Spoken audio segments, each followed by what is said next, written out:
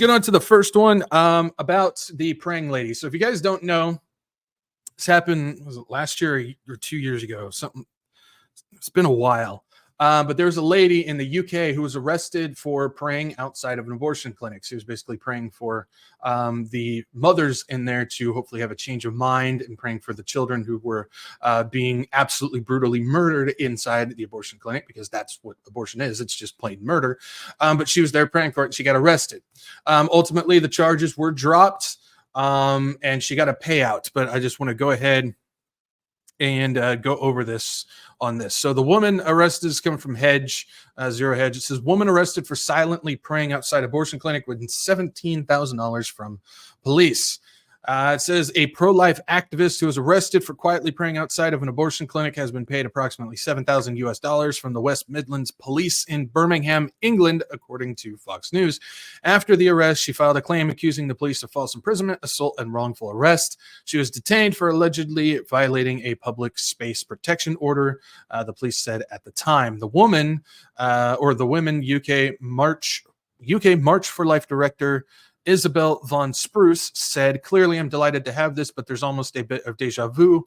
While I'm saying I'm delighted, I feel vindicated. I remember saying something similar when I came out of court after having to go to court over being arrested, and yet 2 weeks later, after being acquitted, I was arrested again for my silent prayers. So I hope that the police have finally learned a lesson that silent prayer is not and can never be a criminal activity."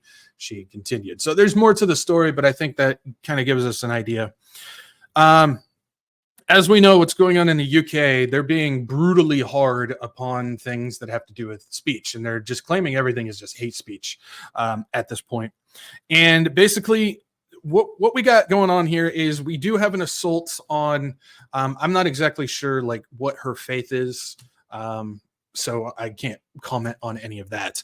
But what we have here is we have the continuing assault on Christian values. I'll put it that way, on Christian values. And along with it, not only do we have an assault on that, but we also have an active protection against those who are going against Christian values. And in this case, it would be an abortion clinic. And the police are actively doing this. This is something that we have seen going on for a while, for a very long time, go back years and years and years, but we've seen it increase detrimentally for the past 4 or 5 years or so.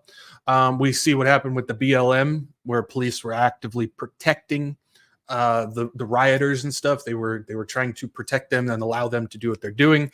We see what happened with the protesters, the Antifa protesters. The police are actively protecting them. We see the protection of the abortion clinics and everything that's going on with that. We see what's going on with the Palestinian, pro-Palestinian protesters going on, where the police are actively protecting them as well. And anybody who opposes them, whether for righteous reasons or not, just because you oppose it doesn't mean it's for righteous reasons. So let's just go ahead and get that out front. But for those who oppose it, the police are actively protecting the ones who are criminally going about it, or just straight up protesting against or for against pro-Christian values and for abominations ultimately. And so in this case, UK is going extreme on this. We know they're trying to lock down the internet. They're trying to go with the whole hate speech thing. Anything that offends me, I am so offended. They can put in a request, and the judges can look at it and go after anybody they so choose if there's something that offends somebody. And so with this, we know that the UK is actively working on a buffer zone thing. I think they want like 150 kilometers for abortion clinics. Basically saying you cannot protest, pray, or do any of that type of stuff within this zone. And they've been trying to work on getting that going for a long time. And so when she says, hopefully they learn their lesson that they're not going to be able to shut this stuff down, they are progressing an agenda that will get to that point.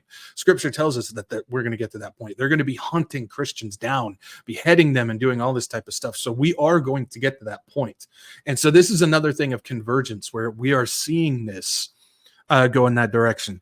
And so an aspect of this that's kind of hidden underneath these things that I don't think is necessarily getting talked about, that I kind of want to put some light on when it comes to this. Now, I don't know how it works in the UK when it comes to the police judicial system or anything like that. So this is going to be more for speaking here in the United States, because this is where I know where it has an effect on it, and a lot of it has to do with the police state that we've built, and non-constitutional, anti-constitutional police state. And what I mean by that is, I'm not saying general term of police state. What I mean by that is when we have a system of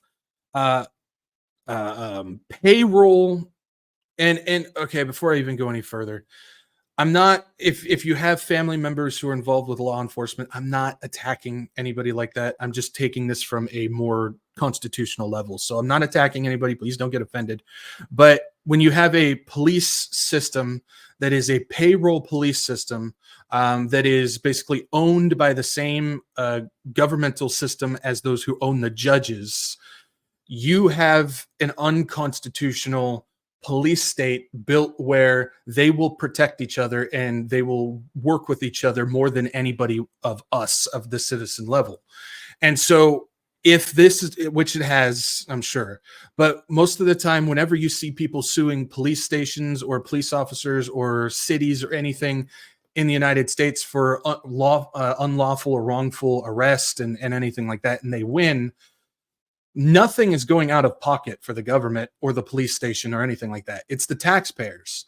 And so you have built a system, and this is why when I make reference to, like the gang system, gang versus gang, you got literal gangs going against the police system we have, is you're creating a system where you have judge, jury, executioner all under the same payroll, all under the same control, which they're always going to back each other up. And whenever they get punished, they never actually get punished. It's actually the citizens that get punished. So a citizen who is wrongfully arrested is now getting a payout, not from the government, but actually from the other citizens. And so you have this is how you build a police state. We often reference the police state a lot, or this system that we have, but we never actually look at how we got there. And how did they do it? Well, they built an unconstitutional system to allow this to happen. And so it can only progress and get worse because there's no checks and balances. There's no way to actually bring justice to a system that is built corruptly. And this is exactly what the Constitution supports sheriffs, which is actually voted for representatives of law enforcement, but ultimately going on with that, you have built a system that we see now, a giant police state. And so this is one of those areas where there's no way to fight against it. There's no way to actually correct it or build justice to it, because judge, jury, and executioner are all owned by the same group. And so even if you win something that you should ultimately win, they're not getting punished. It's actually the taxpayer. So again, I don't know how it works in the UK, if that's how the system works over there, but ultimately that's how it works in the United States, which is why this is never going to get any better. And I'm not trying to bring everybody down on this, but ultimately we know that this is how they continue to enforce and push forward the police state agenda that we are seeing in front of us. And this is how it's going to happen. It's going to continue to get worse, which is why we see police actively protecting criminal activity as well as abomination like abortion. We've seen police actually keep protesters out of like drag time story hours and stuff, where parents are trying to go in there and protest what's going on, and the police are actually standing there keeping people out. This is how you get to that point. This is how you get there. And so we make reference to it a lot, but we don't know how we got there. And this is how you do it. And so I just wanted to use this as a thing of great that the lady who was out there praying, that she's cleared of the wrongful charges, and she got rewarded money for all the things going on.